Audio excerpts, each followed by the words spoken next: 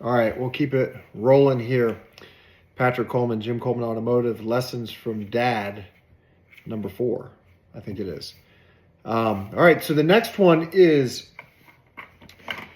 an important one. If you are intending to do business with a company, we've had this with a few different companies where the company who you're doing business with or intend to do business with uses a third-party lender of sorts to finance the deal, the contract. So let me use an example. This is a real life example, actually, here. A copier company.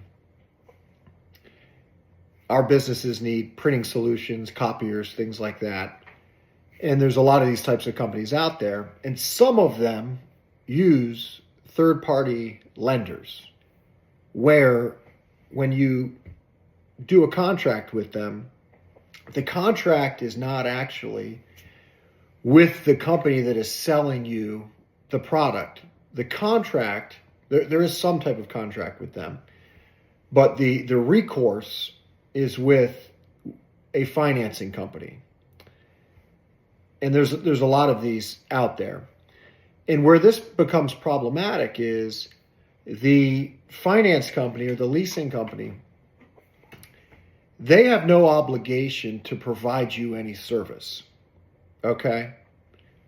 The company, the copier company, has the requirement or has the obligation to provide you a service.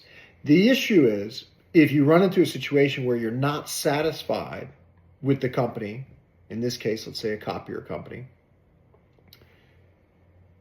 your payment, your monthly payment, is actually to this lender, to the financing company. That's who you've in this case signed a contract with, and it's who your obligation is to. So nothing is actually due from you to, in this case, the copier company, because the money has already been funded from the third-party lender to the copier company.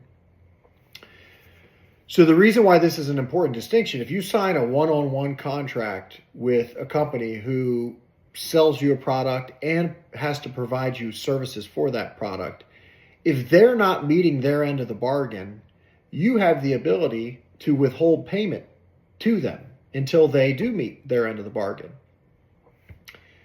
But if there's a third-party financing or leasing company involved, you have your own responsibility to that lender, regardless of whether the company who sold you something is performing their obligations or not.